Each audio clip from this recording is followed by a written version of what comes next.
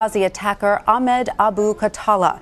He's accused of being one of the orchestrators of the attack on the American mission in Benghazi back in September of 2012.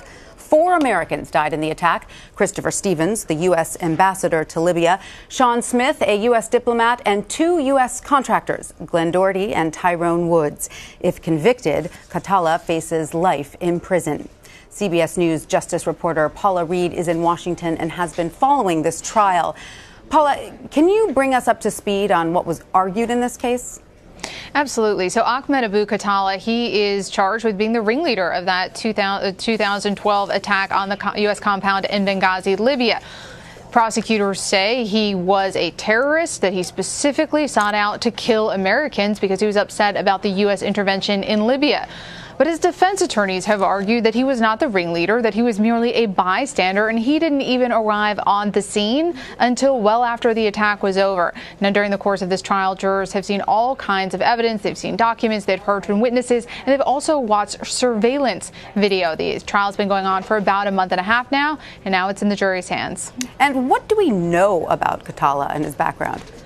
Well, as I noted, he's from Libya. He's had sort of an interesting story over the past few years because, again, this attack happened 5 years ago, and he arrived here 3 years ago after he was captured in a military raid. And the U.S. put him on a boat where they interrogated him on his way here to the U.S. Part of what made him pretty easy to catch is following this attack, he was living very openly. He was certainly not hiding. He was talking to Western media about the attack, and while he denied any role in it, it was pretty clear where he was. And he, at this point, is the only person, the first person who has been charged and tried in this attack. Paula, many argue, including the Attorney General, that cases like these should be tried in a military proceeding. So how will this court case impact that argument? Well, certainly if there's a loss here, if there's an acquittal or he is not convicted on the majority of the charges he faces, that will give a lot of weight to this debate that has been revived about where this type of suspect should be tried.